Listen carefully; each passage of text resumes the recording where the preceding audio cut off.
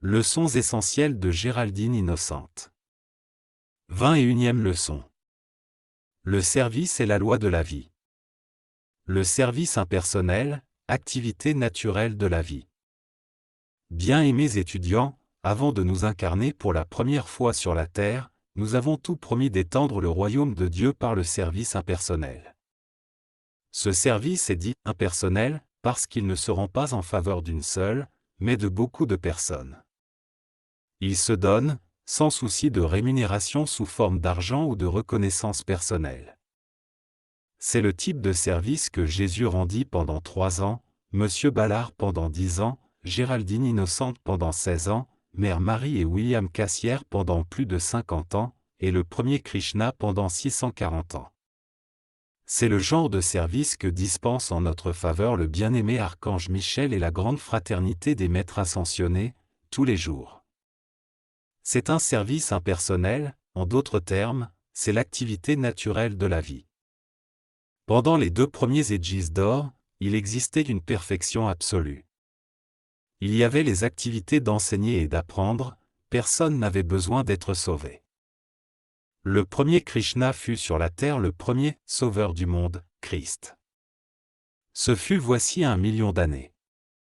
Nous l'appelons le premier Krishna, car d'autres Krishnas s'incarnèrent à des époques ultérieures. Le premier sauveur du monde fut envoyé pour l'humanité, quand l'homme choisit pour la première fois de devenir conscient de ses sens au lieu de rester conscient de Dieu. Après la chute de l'homme, 49 sauveurs du monde vinrent sur terre à intervalles réguliers. Krishna vint du soleil central. À l'époque, il n'était pas possible de prélever un sauveur sur les courants de vie de la terre, parce qu'ils n'étaient encore que des enfants dans leur développement spirituel. Krishna enseigna. Le service est la loi de la vie. À partir du moment où se produit l'individualisation, la flamme du cœur commence à accepter la responsabilité de donner une contrepartie à l'univers pour le privilège d'inspirer, d'utiliser la vie et d'entretenir une existence distincte, par laquelle la compréhension et l'illumination apportent la liberté à la conscience. Le service peut consister à soutenir une communauté, une nation, un proche. Les individus qui ne se décident pas à servir sont temporairement écartés, jusqu'à ce qu'ils acceptent leur responsabilité d'être des serviteurs conscients. Tous les chagrins, échecs et désillusions proviennent du fait que, pour le courant de vie, la tendance innée à servir n'est pas illuminée au point que l'individu sait que le service à Dieu, et à lui seul, est la loi d'existence, d'entretien de la vie et le but ultime de la création. Quand l'homme sert des individus, quand il sert une nation, un roi, un chef d'État, il sert la forme, et le retour contient toujours l'imperfection de cette forme. Mais quand il sert Dieu, son service le met au contact d'individus, de nations, de monarques, et il leur est d'une grande utilité, sachant que ni sa récompense, ni son but ultime ne proviennent de ses bénéficiaires. Si l'homme sert par devoir, par sens moral, un jour il comprend nécessairement Dieu et le sert par amour. On devrait servir comme le soleil, il brille dans votre ciel, et l'humanité bénéficie de sa lumière. Mais le soleil brille pour la gloire de Dieu, et tous les hommes en bénéficient. Servir Dieu ne veut pas dire se dissocier de son prochain, ni rejeter les obligations de la vie quotidienne. Servir devrait être le but de votre vie, de votre action, de votre existence, exactement comme si vous régliez le thermostat pour tout bénir dans votre maison. N'attendez aucune récompense pour votre service. La paix ne vient que lorsque vous vous efforcez de servir la cause du bien au mieux de votre capacité. Comme nous l'avons dit, Krishna résida sur terre au moins 640 ans. Quand il eut fini son service et reparti pour son étoile, il emmena avec lui 1400 disciples qui, grâce à lui, avaient fait leur ascension. Quand servir? Il n'y a jamais de meilleure occasion que tout de suite. De cette manière, on s'épargne le remords dont souffrit Paul, celui de ne pas avoir été prêt à accepter Jésus en qualité de Messie. Beaucoup de bons chez la gaspillent toute une vie à attendre une sommation céleste. Il manque la porte d'or de l'opportunité en ne considérant jamais la possibilité de service pratique qui peut être rendu, maintenant, pour le compte des maîtres. El Morya nous a avertis, une personne qui a reçu en don la connaissance de l'enseignement des maîtres ascensionnés et qui ne compense pas ses paroles de liberté par un service impersonnel, rencontrera son karma devant le conseil karmique. Certains disent, quand j'aurai atteint la perfection, je servirai le Seigneur. Mais les maîtres relèvent que s'ils devaient attendre que les étudiants fussent parfaits en tout point, ils attendraient éternellement. Voilà pourquoi il est bien mieux de dire, sers pour apprendre en apprenant. Vous tous avez entendu le terme « enfer » et vous vous êtes probablement demandé ce qu'il signifiait. L'enfer est le remords dont on souffre devant le conseil karmique quand on voit défiler sa vie passée. Alors, l'être réalise ce qu'elle aurait pu être et comment il aurait pu mieux servir. Chacun doit rendre compte de toute énergie de vie et de chaque électron prêté. Le maître Jival Kul dit, le service est le résultat spontané du contact avec le soi.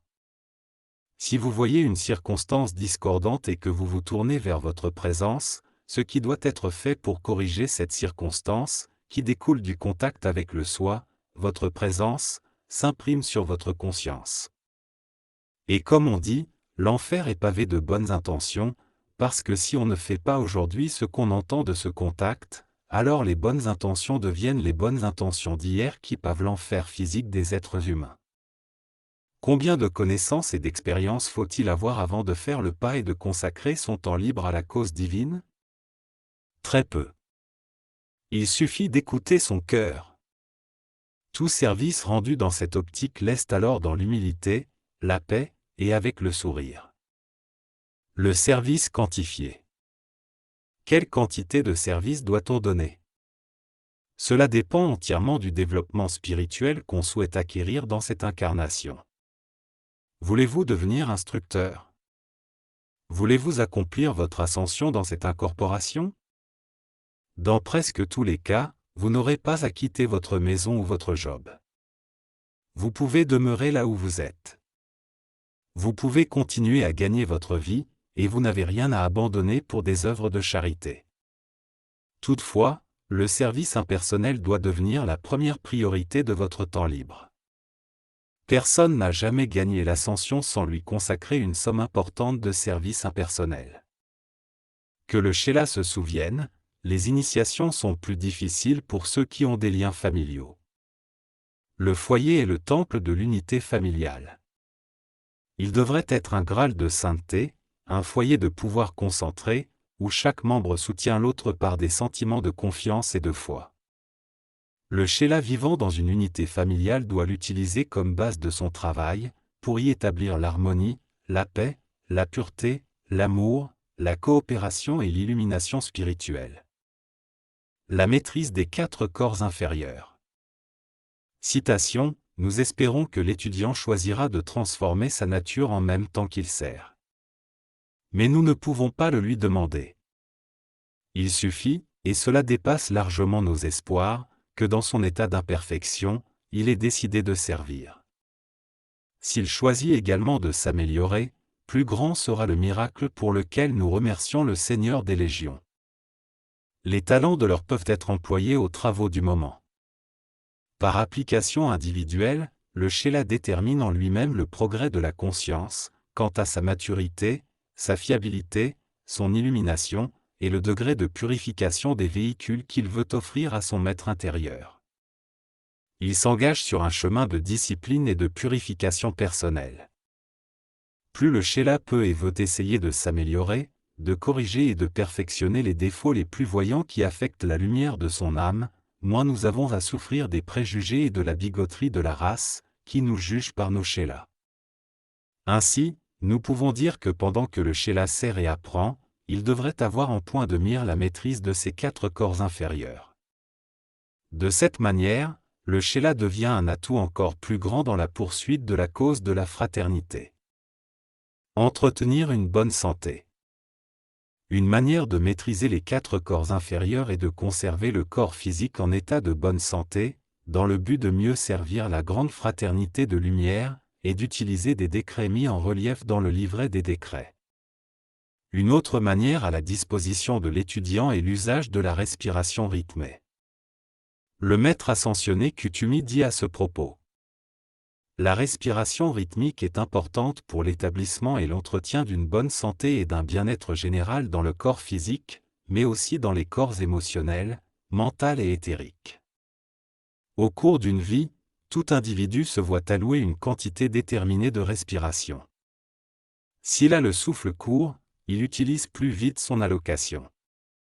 Les individus qui ont, dans le passé, entretenu la vie dans le corps pendant des siècles, l'ont fait par la connaissance et l'usage d'une respiration longue, contrôlée et soutenue.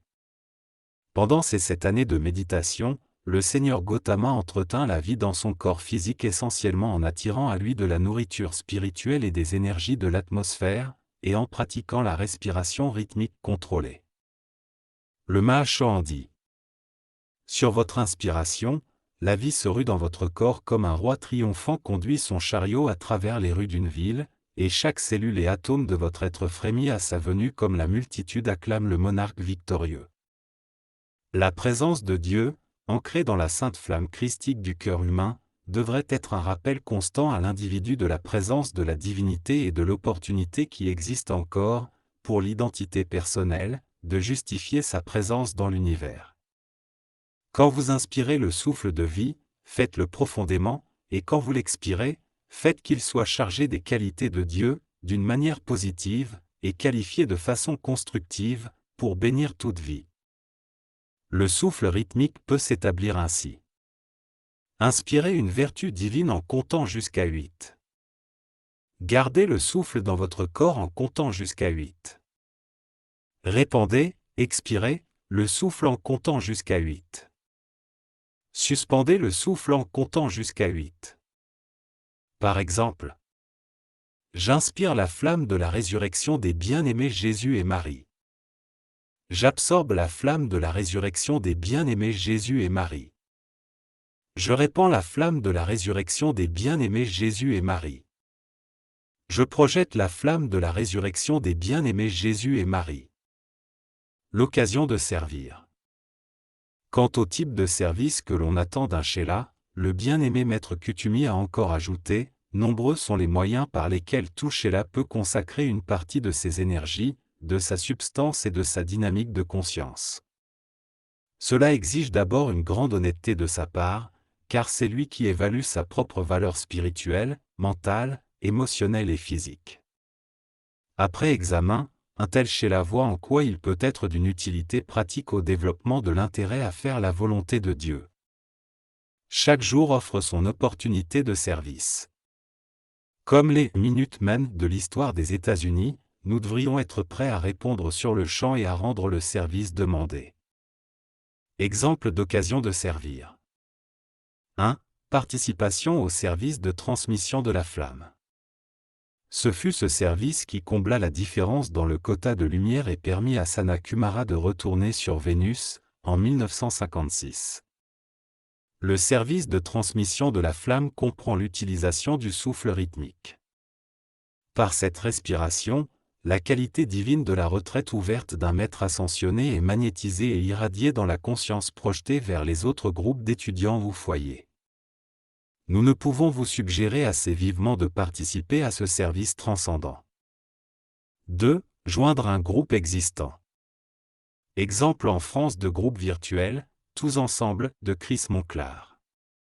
3. Commencer un groupe et devenir directeur d'un sanctuaire. Vous n'avez pas besoin d'avoir un groupe pour devenir directeur d'un sanctuaire. Simplement, préparez-vous pour la tâche qui vous attend. 4.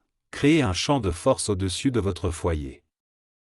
Vous pouvez le faire en étudiant les livres du Pont vers la liberté et en décrétant tous les jours, également dans le but d'améliorer la situation mondiale, cf. Chants et décrets. 5. Distribuer des livres à des individus ou recommander les livres à une librairie. Nous savons par expérience qu'il vaut mieux prêter un livre que le donner. Un tel cadeau est rarement apprécié. 6. Donner les livres à une bibliothèque.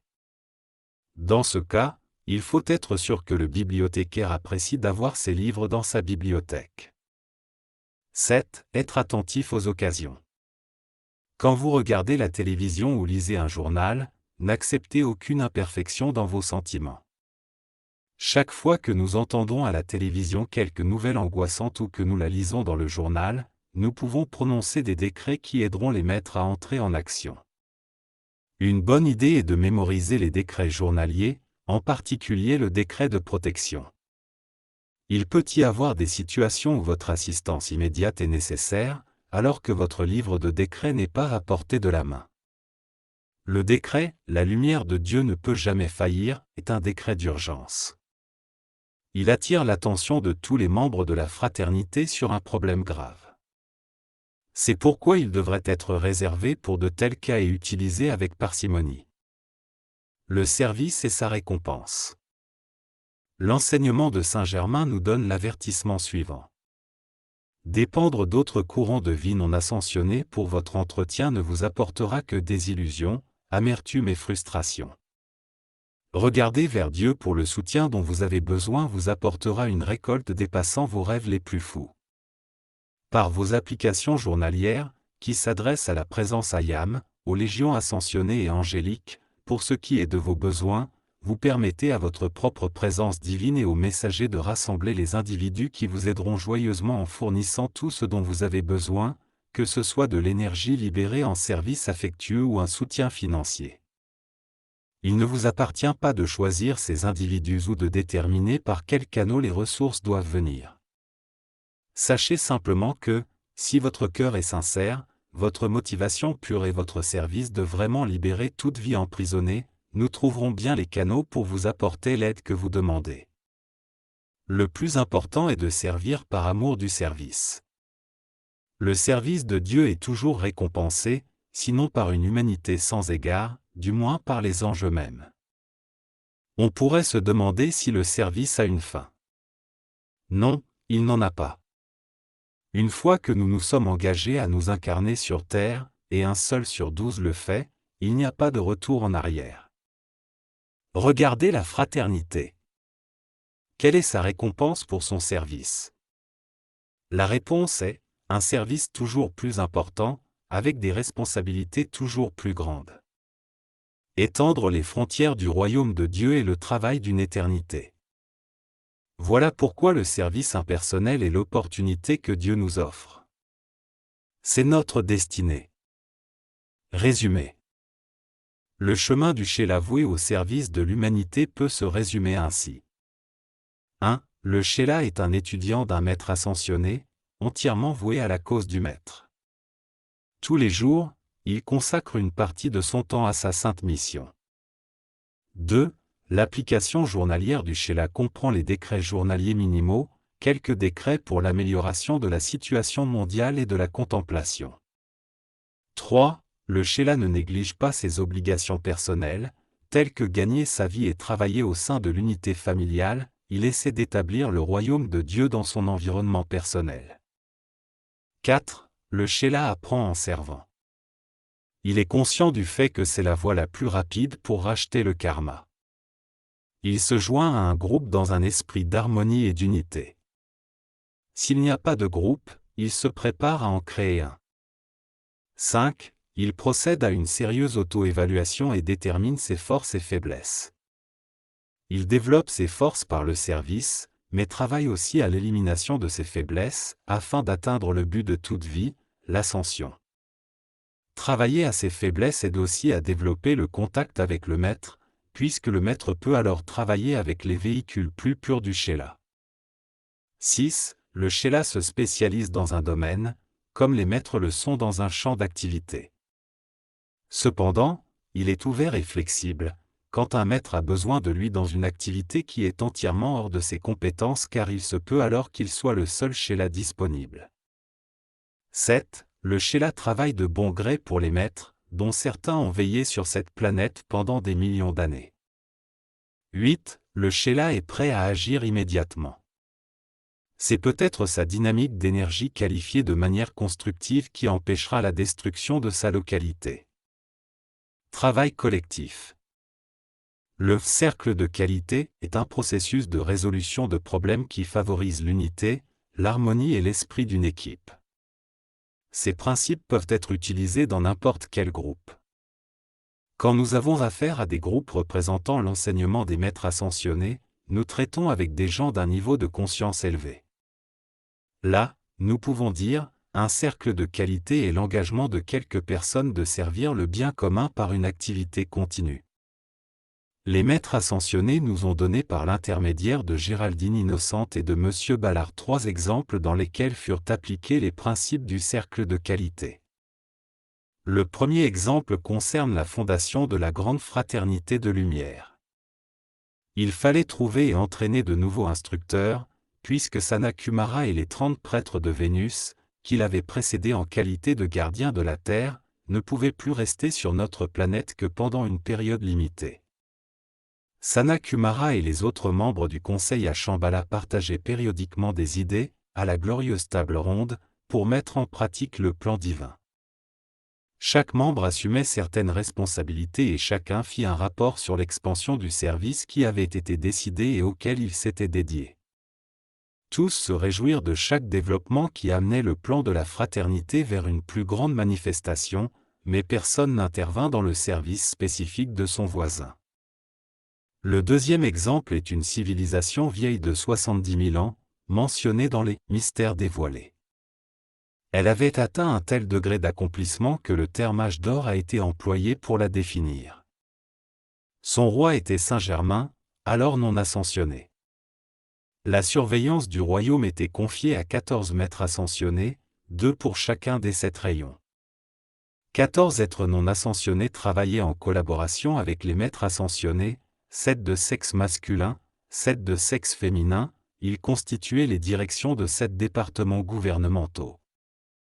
Ce genre de gouvernement pourra servir de modèle dans les temps futurs. Le troisième exemple d'un cercle de qualité en activité est connu sous le nom de « Chevalier de la Table Ronde ». L'ordre de la Table Ronde du roi Arthur fut conçu quand, au IVe siècle après Jésus-Christ, un courant de vie illuminé s'aligna sur l'enregistrement éthérique du conseil à Shambhala. Saint-Germain, non encore ascensionné, était incarné alors sous le nom de Merlin, El Moria était le roi Arthur. Qui était Sir Galad? Rien moins que Géraldine Innocente.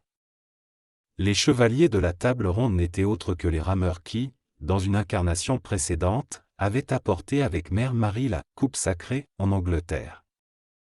La quête des chevaliers du roi Arthur était la recherche de la conscience christique, qui devait servir également de modèle de gouvernement, selon lequel tous travaillent pour le bien commun. Graal signifie « conscience inspirée », dans laquelle se déverse la volonté divine.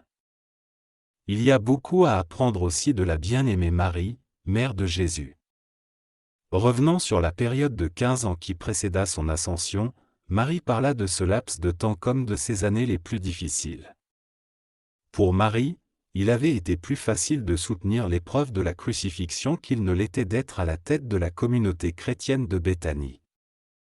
Des gens à la personnalité et à l'origine différente devaient apprendre à vivre ensemble dans un espace réduit. Il revenait à Marie d'être non seulement le leader, mais aussi l'arbitre. Pendant que Marie occupa ces fonctions, elle n'appliqua jamais des règles de stricte discipline. Elle donnait des directives générales, et elle donnait son opinion seulement quand on la lui demandait. De cette manière, elle joua un rôle similaire à celui d'un consultant ou d'un médiateur. Peut-être qu'un exemple illustrera bien cette situation. Un jour, Pierre fit irruption dans sa chambre, très fâché. Il se plaignit qu'un groupe, qu'il appela « ces païens de l'Inde », avait peint sur une paroi de la maison, qui venait d'être refaite, un grand soleil que, pour comble, ils adoraient. Marie s'enquit du problème et trouva effectivement un grand soleil, symbole d'Osiris. Elle expliqua à Pierre que le soleil était pour ces gens un symbole de vie et qu'ils l'honoraient sans toutefois l'adorer, de la même manière que les disciples honoraient Jésus, mais ne l'adoraient pas. Marie demanda à Pierre et à André de blanchir à nouveau la paroi et offrit aux gens de l'Inde quelques semences de tournesol qu'ils purent planter contre la paroi et dont les fleurs pourraient servir comme symbole du soleil. Chacun fut satisfait du compromis. Cet exemple vivant de la conduite de Marie n'offre-t-il pas une base excellente de relations entre les membres de la caravane spirituelle d'El Moria? En ces temps de crise, ne pouvons-nous pas oublier nos différences d'origine et de personnalité? En 1952, El Morya tenta de rétablir l'institution des chevaliers de la table ronde. Il souhaitait que les fondateurs du « Pont vers la liberté » fissent œuvre ensemble dans un esprit d'harmonie et de coopération. Certains pères fondateurs n'avaient pas la même vision et ce plan fut abandonné. Cet exemple montre la difficulté que ressent la conscience humaine à se décrisper et à se soumettre à la volonté de Dieu. De cet incident, nous pouvons reconnaître l'importance capitale que les maîtres accordent à l'unité et au travail collectif. Bien, quelles leçons pouvons-nous tirer de tout cela? La réponse est 1. Les chélats voués à la cause de la fraternité doivent pleinement comprendre ce que les maîtres ont tenté d'accomplir en 1952. 2. Ces individus doivent être pleinement convaincus du rôle important qu'ils jouent dans cette sainte mission, et ils doivent s'y consacrer chaque jour. Sans cela, ils pourraient bien être tentés de dévier de l'étroit sentier qui se présente devant eux. 3. Le but de la fraternité peut être accompli, pour autant que quelques chélats seulement pratiquent les principes du travail collectif et de l'unité et mettent de côté leurs différents passés et origines dans un effort sincère et humble de servir la fraternité. Le nombre importe peu, la qualité de conscience est plus importante que la quantité. Si ces chélats persévèrent, la victoire de la cause de la fraternité est assurée. À l'approche des années critiques, l'appel du clairon résonne pour les constructeurs d'un nouvel âge qui doivent montrer la voie. Quand on trouve des individus sincères, déterminés à acquérir la vision de la fraternité, disposés à mettre de côté leurs ambitions personnelles et à s'incliner devant la volonté de Dieu, animés par la quête incessante du plus pur message émis par le plus pur messager de la fraternité, alors les chevaliers de la table ronde redeviennent une réalité. Et cette fois-ci, grâce à leur vision du plan divin inscrit dans l'enseignement magnifique des maîtres ascensionnés, grâce aussi à leur esprit de coopération, la victoire de la lumière sera assurée. Aide des maîtres ascensionnés. Nous devrions encore nous demander qui peut nous aider dans cette importante entreprise. La grande fraternité de lumière n'a qu'un but, celui d'atteindre les humains par l'instruction, afin qu'ils puissent accomplir leur ascension par leur conscience illuminée et par leur service, et qu'ainsi ils collaborent à la purification de la planète entière. La fraternité ne considérera pas qu'elle a fini sa tâche avant que le dernier membre de l'humanité n'ait passé le pont reliant le royaume physique à la liberté du royaume ascensionné. C'est de là que vient l'expression « pont vers la liberté ». Le bien-aimé maître Kutumi a dit : « Souvenez-vous que moi, Kutumi, je ne suis pas plus loin de vous que de votre appel, que je suis impatient de vous aider, désireux d'apporter mon amour au peuple de la terre par l'intermédiaire de vos courants de vie. » Le Seigneur Maitreya, le Seigneur Bouddha, le cœur de l'amour, moi-même, votre humble serviteur, et toute la fraternité dépendons de vos corps, de vos sentiments, de votre conscience et de vos désirs pour atteindre l'humanité. Nous sommes dans le cœur de la liberté, nous sommes dans le royaume de la vérité, et nos mains se tendent vers les humains. Mais l'humanité ne sait même pas que nous existons. Elle ne le sait pas, mais vous, vous le savez. Ce n'est que par chacun de vous, qui formez un pont de l'humain vers le divin, que nous pouvons atteindre l'humanité de cette terre et lui rendre la compréhension qui la remettra sur la voie pour rentrer à la maison. Parmi les fils des hommes, certains doivent montrer cette voie et être la garde sur les terrains en friche, pour soulager les humains par leur amour, pour les encourager par la lumière et leur donner l'élan de l'exemple, leur manifester les œuvres jusqu'à ce qu'ils s'enthousiasment au fond d'eux-mêmes et deviennent, eux aussi, les gardiens de leurs frères. Je vous demande de consacrer votre énergie de vie de manière réfléchie, non pas dans une explosion de zèle qui meurt comme un feu de paille, mais dans un flux constant d'amour divin qui vous permette de passer intact au travers de chaque expérience.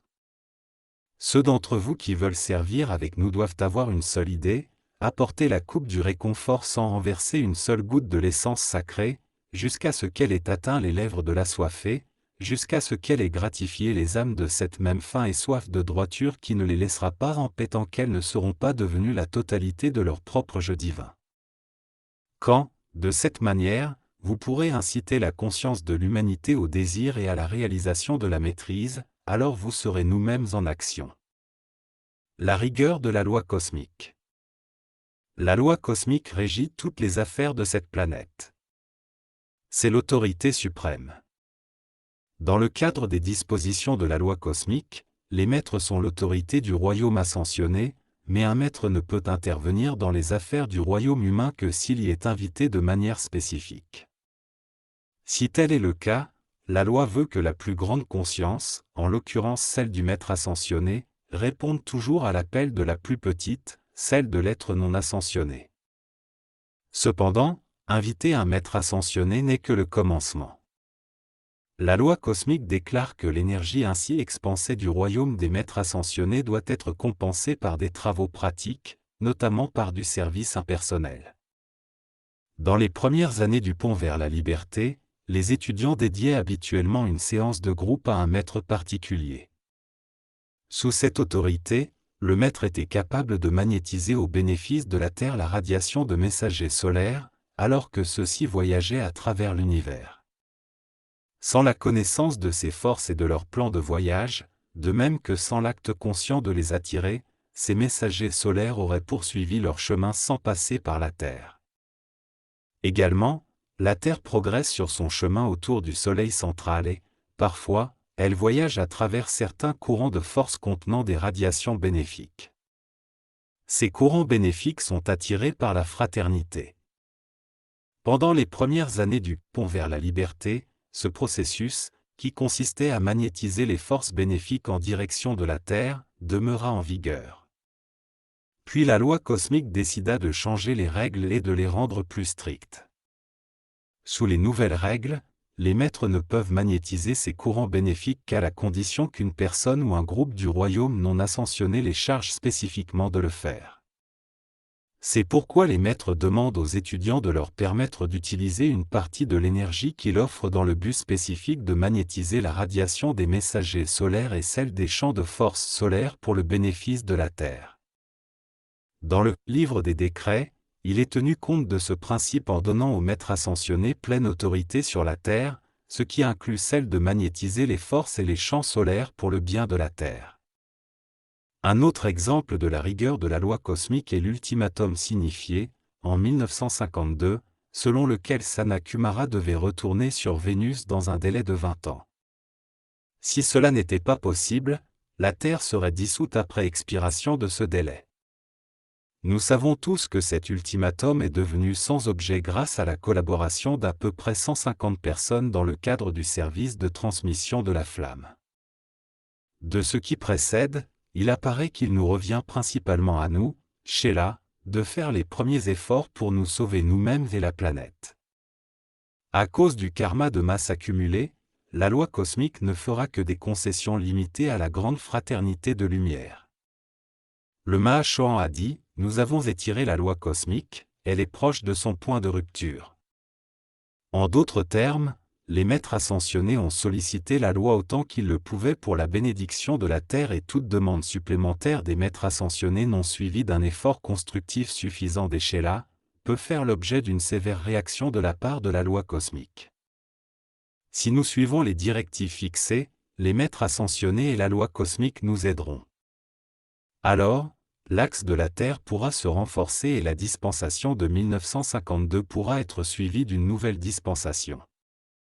C'est pourquoi ceux qui ont la vision de la grande fraternité de lumière, ceux qui sont membres de la caravane spirituelle, doivent se rassembler, retrousser leurs manches et commencer à travailler. Un maître a dit, il y a beaucoup de rêveurs, il y en a beaucoup qui disent que n'importe comment, les choses tourneront bien, mais ce dont nous avons besoin, c'est d'ouvriers pratiques, qui seront nos mains et nos représentants sur cette planète. Nécessité de servir à l'échelle mondiale. Nous citons El Morya. En même temps que nous entrons dans le nouvel âge d'or, la loi cosmique, dans sa miséricorde, déliera les élémentaux de leurs vœux, tout au moins pour ce qui est de l'obéissance au libre arbitre à usage destructif des peuples de la Terre, à moins que l'harmonie ne soit établie consciemment entre le royaume élémental et l'humanité par les chercher là. Même les directeurs des forces des éléments ne peuvent plus protéger l'humanité des élémentaux harcelés et pleins de ressentiments. Cela, bien évidemment, susciterait des épreuves inutiles au peuple de la Terre, de même que des activités cataclysmiques, qui peuvent être évités si notre affectueux avertissement est pris en compte. Un SOS est parti de la Terre, il a été entendu dans toute la galaxie. Voilà une description lugubre de notre situation, mais elle est réaliste. Pourtant tout cela peut encore être évité. Comment? Par l'engagement de suffisamment de Sheila dans le service impersonnel, dans un esprit de collaboration et d'unité. Voilà la clé. Elle réside dans le service impersonnel, motivé, qui ouvre la porte à l'assistance de la Légion ascensionnée. Selon les maîtres, un service cosmique est nécessaire, qui couvrira toute la surface de la planète. Ce n'est que de cette manière que la crise actuelle pourra être contrôlée. Les étudiants de l'enseignement des maîtres ascensionnés doivent unir leurs forces et leurs énergies pour s'opposer à la vague de mal, lequel doit être extirpé de la race humaine avant qu'une ère permanente de paix et de fraternité mondiale puisse s'installer. La tâche qui nous attend est immense, elle peut nous paraître insurmontable.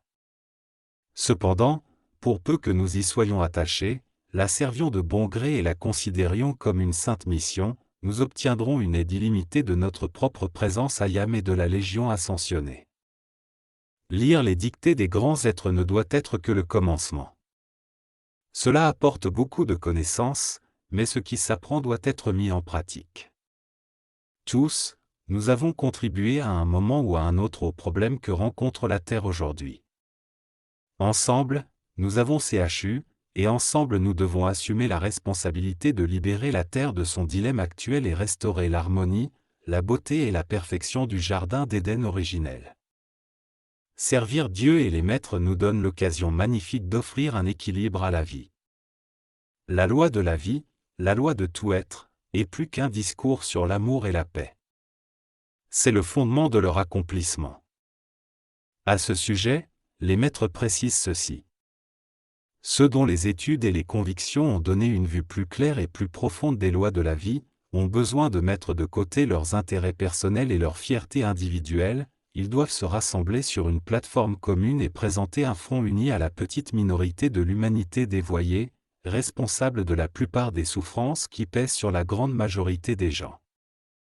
Leur force déplaisante résidant dans l'unité de leurs énergies, de leurs entreprises et de leurs buts destructifs. Aujourd'hui, nous cherchons les êtres disposés à devenir des coopérateurs conscients de la hiérarchie spirituelle. Il a été dit, un seul avec Dieu constitue une majorité. Voilà la vérité. La vision d'un homme conduisit la Santa Maria à travers l'Atlantique. La vision d'un seul homme fit de l'Amérique un pays libre. Une intelligence, dirigée par Dieu, a sauvé cette planète plus d'une fois de la désintégration. Cette personne entretenait un lien entre l'humain et le divin. Avant l'arrivée de Sanat-Kumara, seuls 4 courants de vie maintenaient cette connexion, 4 individus sur 10 milliards. Et cela a suffi. Citons l'Elohim Vista, quoi que vous vouliez accomplir, cela demande que vous y consacriez votre vie. Un maître dit aux étudiants. Il est admis que beaucoup parmi vous invoquent la paix du monde, mais l'intensité de ces décrets et le nombre de gens engagés dans cette activité sont insuffisants. Les nations de la Terre sont assises sur un baril de poudre. Bien-aimés étudiants, vous l'êtes aussi. Au regard de la loi cosmique, pour compenser votre karma, il est de votre responsabilité, de votre devoir, de servir la lumière. Non seulement je vous le conseille vivement, non seulement je vous le demande, mais je vous le dis avec pleine autorité, votre devoir est d'apporter votre aide, maintenant. Votre développement spirituel futur dépend de cette décision. Le service que nous attendons de vous doit être rendu maintenant. Des gens, dont le karma remonte aux âges atlantes et lémuriens, ont vu leurs 4 corps inférieurs se constituer dans un seul but, celui d'apporter à la Terre la connaissance de l'âge d'or à venir. Ayant accepté ce don de grâce, pensez au karma que ces âmes rencontreraient devant le conseil de jugement s'ils refusaient de répandre sur d'autres la parole de liberté. Le Mahachohan a dit. Je voudrais comparer les efforts des étudiants voués au service de la grande fraternité de lumière à celui d'une lampe cosmique, chaque étudiant fidèle étant une goutte de l'huile qui entretient la flamme. Aussi, Je vous dis que sa lumière est visible depuis les limites les plus reculées de l'univers et qu'elle brille comme un phare au pays de l'ombre et de la peine. Nous, au royaume de lumière, vous remercions tous, individuellement, pour chaque perle d'huile qui contribue à la lumière de cette lampe. L'équilibre idéal concourant au développement spirituel le plus rapide est l'application individuelle, qui mène à la maîtrise, associée au service actif. Chaque fois que la porte s'est fermée entre l'octave des maîtres ascensionnés et celle des humains, ce fut parce que l'investissement d'en haut resta sans compensation suffisante en œuvre d'en bas. Qualité et ou quantité. Combien d'étudiants faut-il pour que l'impact de l'assistance à la Terre soit à son maximum? Le nombre n'importe pas tant. À certaines époques, un seul individu maintint la connexion entre les royaumes ascensionnés et non ascensionnés. Les maîtres considéraient que l'effort valait la peine si, en un siècle entier, ils pouvaient compter sur 12 Chela dévoués. Ils ont dit aussi qu'à travers les âges, il n'y eut jamais que quelques volontaires pour supporter la charge totale. Il en a toujours été ainsi, et l'époque actuelle n'est pas différente. Dans les années 50, quand la survie même de la planète était en jeu, seuls 20 groupes comptant à peu près 150 individus aidèrent à prévenir une catastrophe prévisible. Sans ce service, le bien-aimé Sanat-Kumara n'aurait peut-être pas obtenu sa liberté et la planète n'aurait pas survécu. Elle aurait été dissoute. Toutes les églises du monde, toutes les institutions métaphysiques, même l'activité Ayam, avec tous ses décrets, aussi méritante qu'elle fût, toutes ensemble n'auraient pas pu prévenir la dissolution de la planète. La contribution principale au sauvetage de la planète fut apportée par près de 150 volontaires effectuant le service de transmission de la flamme. L'archange Zadkiel l'a bien dit, le nombre n'est pas aussi important que la qualité ou nature spirituelle des individus concernés.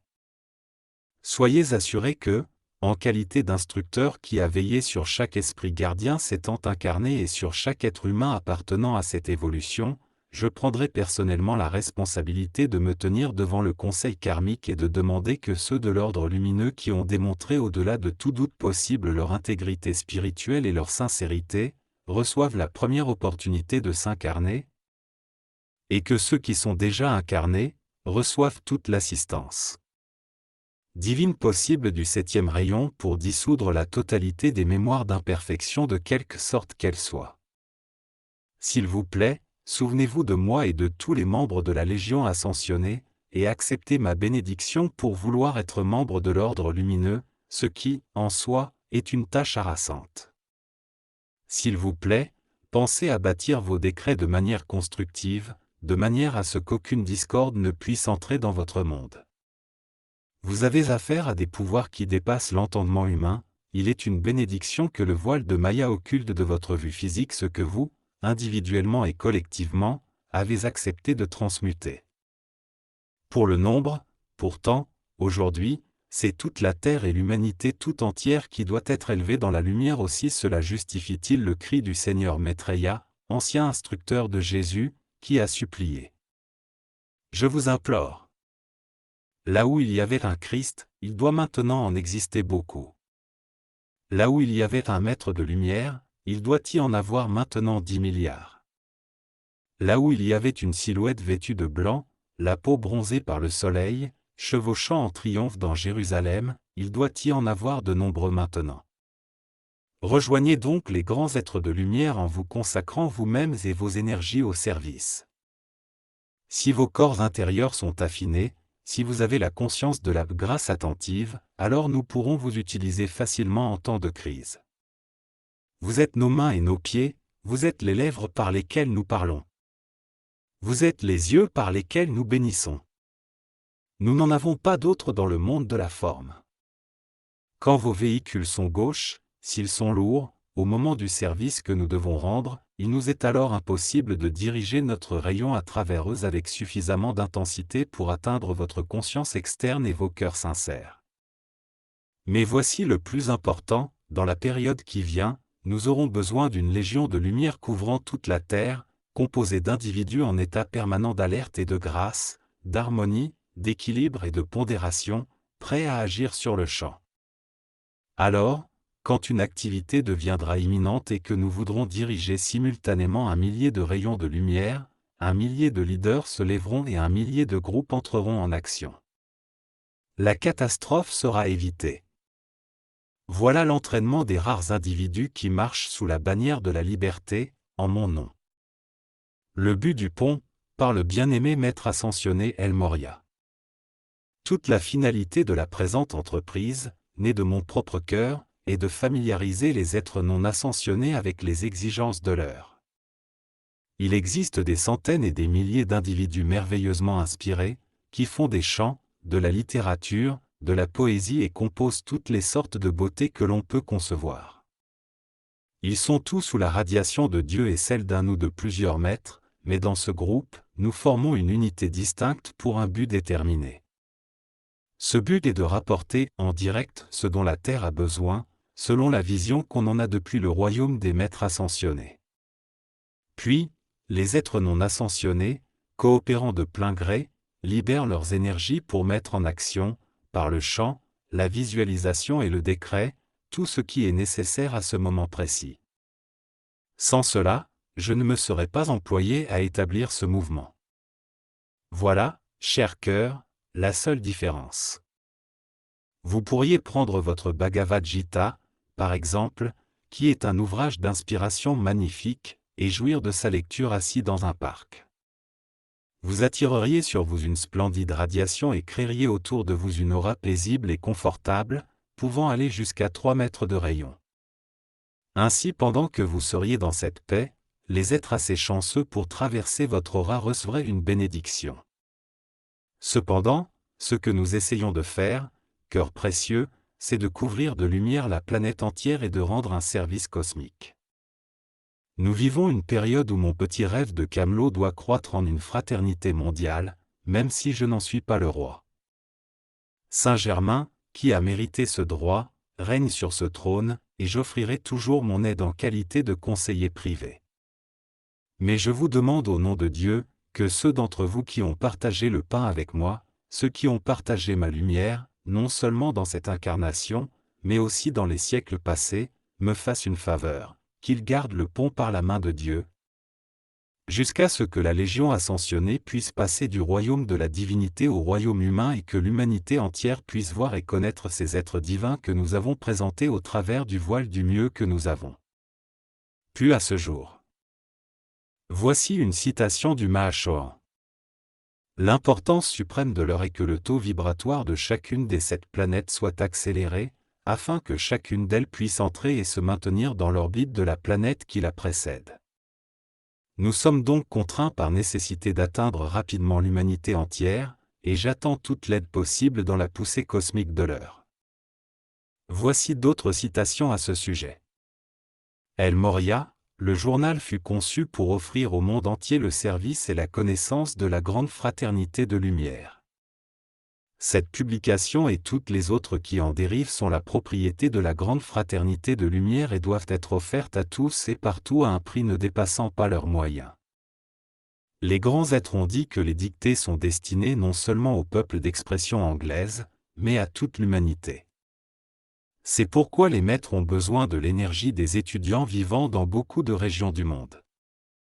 Dans le livre « Le 7e rayon », El Morya dit, comme l'enseignement des maîtres ascensionnés est destiné à être l'enseignement du nouvel âge d'or, il ne peut pas être présenté seulement aux gens de langue anglaise et occulté au reste de la race humaine.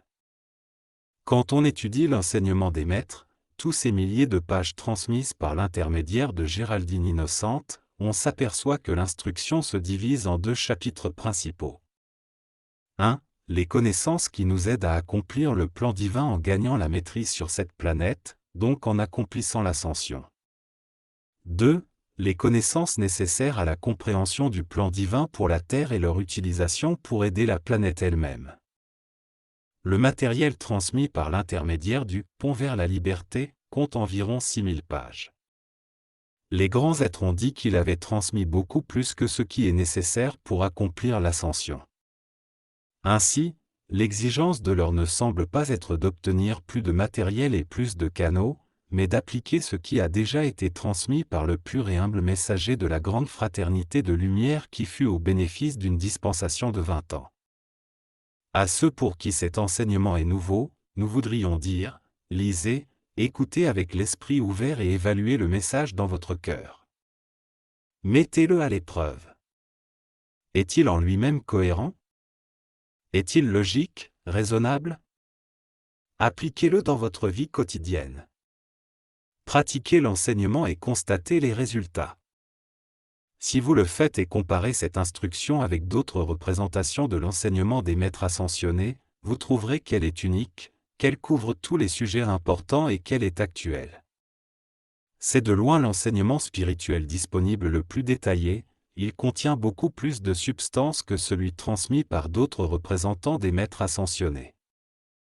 L'enseignement du « pont vers la liberté » s'applique aux conditions de l'humanité d'hier, d'aujourd'hui et de demain. Les maîtres ont dit que cet enseignement a été donné pour les générations futures. La Fondation pour l'enseignement des maîtres ascensionnés, AMTF. Sans les efforts d'AMTF, les enseignements originaux du « pont vers la liberté » seraient tombés dans l'oubli. De nombreuses organisations, dont certaines ont leurs racines dans le « pont vers la liberté » et de nombreux canaux, à un moment ou un autre, ont souhaité être le canal d'AMTF et déclarent aujourd'hui qu'ils dispensent les enseignements de la grande fraternité de lumière. Cependant, aucun n'a choisi de préserver et de publier les enseignements du « pont vers la liberté » dans leur pure forme originelle. AMTF fut fondé dans le seul but de publier les enseignements originaux dans leur forme pure, inaltérée. Ils sont la Bible du Nouvel Âge, écrite pour les générations à venir. Il n'y a aucun besoin d'embellir ces enseignements sous le prétexte de présenter quelque chose de nouveau, car aucune organisation ne peut prétendre être le successeur du « pont vers la liberté ». La lampe de la vérité fut choisie comme emblème d'AMTF. Elle représente la recherche incessante de la vérité, qui est le vœu fait par tous les membres de la Fraternité de la Vérité, sur l'île de Crète. Géraldine Innocente et Adeka Luc, l'individu qui guida les membres fondateurs d'AMTF et les introduisit à cet enseignement, s'incarnèrent plusieurs fois en tant qu'oracle de Delphes. AMTF pense que la recherche de la vérité devrait être le point de ralliement de tous les enseignements religieux. C'est pourquoi la lampe de la vérité apparaît sur toutes ses publications. Les fondateurs d'AMTF parcoururent des milliers de kilomètres pour consulter plusieurs individus qui avaient été membres du premier conseil de direction du « Pont vers la liberté ».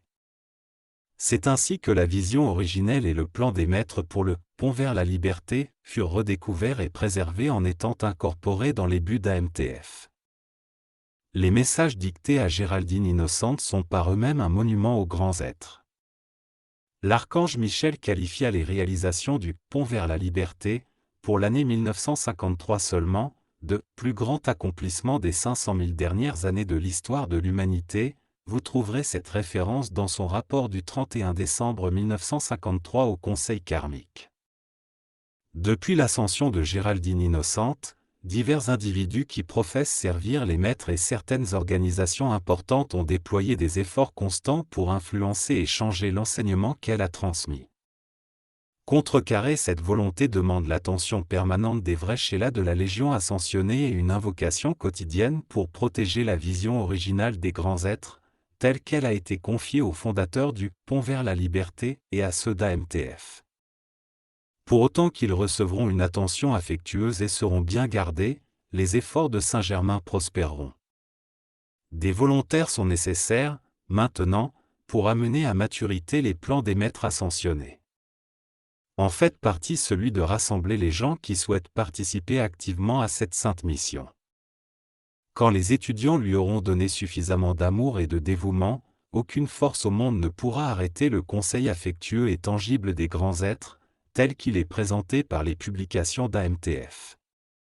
C'est un honneur et un privilège de travailler sous les auspices de la Légion ascensionnée et de présenter ces enseignements aux étudiants du dernier cycle de 2000 ans de cette planète. Vision de l'âge d'or. Un nouveau messager de la grande fraternité de lumière viendra quand l'énergie dispensée par les maîtres pendant la dispensation du « Pont vers la liberté » sera compensée. Un nouvel avatar est en préparation depuis les années 50, et il viendra au bon moment. Il n'est pas encore apparu à cause du lent développement de la race. Quelques étudiants ont travaillé de manière diligente pour mettre ces messages du pont à disposition de toute l'humanité, sachant que cela est la seule façon par laquelle l'énergie des maîtres peut être compensée. Note de l'auteur du site André Riviera, le paragraphe précédent sur le nouvel avatar n'est plus d'actualité. Une puissante vague de lumière qui va précéder la grande inspiration cosmique arrive bientôt, voir la prophétie de Peter Donoff sur le site de Chris Monclar, que je valide. Vous pouvez aussi écouter ma vidéo de juillet 2022 sur le sujet « La prophétie de Peter Donoff est confirmée » ici. Commentant la situation précaire de notre planète, un maître a dit « En ce moment, nous cherchons ceux qui sont disposés à devenir des collaborateurs conscients de la hiérarchie spirituelle. » Le privilège de transmettre à l'humanité l'instruction des maîtres ascensionnés est le plus grand privilège qui peut échoir à qui que ce soit sur cette terre. Nous ne pourrons jamais assez exprimer de reconnaissance envers la grande présence du Dieu de la vie pour les bénédictions déjà reçues. N'est-ce pas une occasion magnifique d'atteindre les individus bénis qui, durant toute leur vie, ont ressenti l'exhortation intime qu'il y avait plus et qui, pour une raison ou une autre, n'ont jamais eu la chance d'être confrontés à cet enseignement? Les maîtres de sagesse ont averti que l'effort commencé en 1952 est le dernier qui est tenté pour sauver l'humanité. Leur entreprise est d'augmenter la lumière de la Terre, en d'autres termes l'énergie qualifiée de manière constructive, de façon à ce que les changements planétaires qui sont imminents ne nous apportent qu'un minimum de souffrance. Le plan global est de racheter la Terre rapidement, de la restaurer dans sa perfection et de ramener l'humanité à la communication consciente avec la Légion ascensionnée, afin que se manifeste le nouvel âge d'or et de gloire. Dans ce nouvel âge, la science et l'histoire travailleront main dans la main avec la religion, et celle-ci ne sera plus seulement une affaire de cérémonie. Ce sera un vécu de tous les instants. Archange Gabriel. Pour atteindre ce but, il est nécessaire de répandre le message des maîtres aux quatre coins du monde, il doit être traduit dans toutes les langues majeures. Les maîtres ont besoin des énergies de tous les étudiants du monde, pas seulement de ceux des États-Unis. Sans l'aide de la grande fraternité de lumière, il n'y aurait pas d'espoir pour le monde. Mais avec l'effort de participation sincère, intelligent, déterminé, de quelques étudiants dévoués à la cause de la liberté de Saint-Germain, la victoire est assurée, et la Terre pourra un jour rejoindre le concert triomphant de la musique des sphères. Étudiez et appliquez cet enseignement dans votre vie quotidienne, puis observez les résultats. Comprenez le moment de l'opportunité qui est devant vous, comment vous pouvez aider en cet instant de portée cosmique. Jésus a dit, « Cherche d'abord le royaume de Dieu, et toutes ces choses te seront données en plus. » Saint-Germain, une ère d'abondance permanente doit venir, maintenant. Le décret cosmique est donné. Un âge d'or doit régner en permanence sur la Terre et pour ceux qui auront l'honneur d'y demeurer. Ceux qui n'auront pas décidé d'augmenter l'action vibratoire de leur énergie trouveront l'hospitalité d'une autre étoile, mais la planète et ceux, peu nombreux, qui sont volontaires avanceront vers la liberté. Vous pouvez m'aider en cela, si vous le voulez, par votre propre effort, en vous connectant à votre Dieu pour extérioriser sa perfection et en saisissant de ma vision autant que votre corps mental vous permet d'accepter. Sheila de la liberté, faites voile. Le bien-aimé Saint-Germain, se rappelant le voyage qu'il fit sous le nom de Christophe Colomb, a dit « Il y a bien longtemps, je traversais une mer non cartographiée pour trouver ce pays appelé aujourd'hui l'Amérique. Mes hommes étaient transis de peur et d'angoisse et allaient se mutiner. Moi et mon conseil privé de la Santa Maria, savions être en retard de plusieurs jours, et la terre n'était pas encore en vue. Pourtant, nous gardions la tête haute, inspirant courage et confiance, mais criant « terre » dans nos cœurs en prière. Je disais seulement, naviguez, faites voile encore et encore. L'équipage obéissait en maugréant. Vous, aujourd'hui, revenez d'un festin, celui dont les maîtres ascensionnés vous ont gratifié par leur message. Vos coupes sont pleines à ras-bord de radiation et d'instructions. Où que vous vous trouviez, souvenez-vous des mots que je dis maintenant, Sheila de la liberté, naviguez, faites voile encore et encore, jusqu'à la victoire. Engagement. Avant de s'engager, on hésite, on se tâte, on envisage de se retirer. C'est un manque d'efficacité. En tout acte d'initiative et de création, il est une vérité élémentaire. Dans l'ignorance tu d'innombrables idées et des plans magnifiques. Ce n'est qu'au moment de l'engagement personnel qu'intervient la providence. Alors, toutes sortes de choses arrivent. Qui aide au bon moment, qui jamais, autrement, ne serait arrivé. Un fleuve d'événements suit la décision. Amène toutes sortes d'impondérables, à conséquences favorables. Rencontres, assistance matérielle. Dont on n'aurait jamais rêvé qu'ils puissent arriver. W. N. Murray. Un dernier mot à l'étudiant. Par une approche structurée, nous nous sommes efforcés de donner à l'étudiant un résumé des points les plus importants des enseignements du Pont vers la liberté. À l'étudiant qui veut poursuivre le développement de ses pouvoirs et attributs spirituels, nous conseillons naturellement de lire toute la série des livres transcendants sur la loi spirituelle, disponible aux éditions Montclar, 33 livres, consciencieusement étudiés, ils aideront le Sheila à se rapprocher du grand but de toute vie, l'ascension. Ayant terminé la série de ces 21 leçons essentielles, nous souhaitons vous offrir quelques mots du Seigneur Maitreya.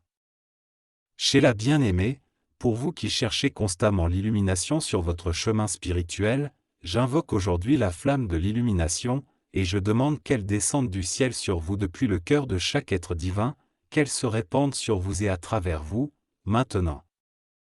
Ainsi, vous serez assis à la table des dieux et partagerez la substance même de notre lumière.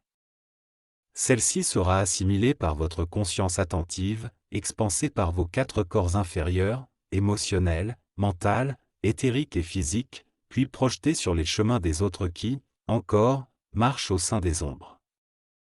La connaissance entraîne la responsabilité. L'usage des vérités sacrées des dieux déterminera la somme d'illumination additionnelle qui vous sera donnée. Marchez dans la lumière. Répandez la lumière. Projetez la lumière. Soyez la lumière de Dieu en action, sur terre, maintenant. Dans la lumière, I am.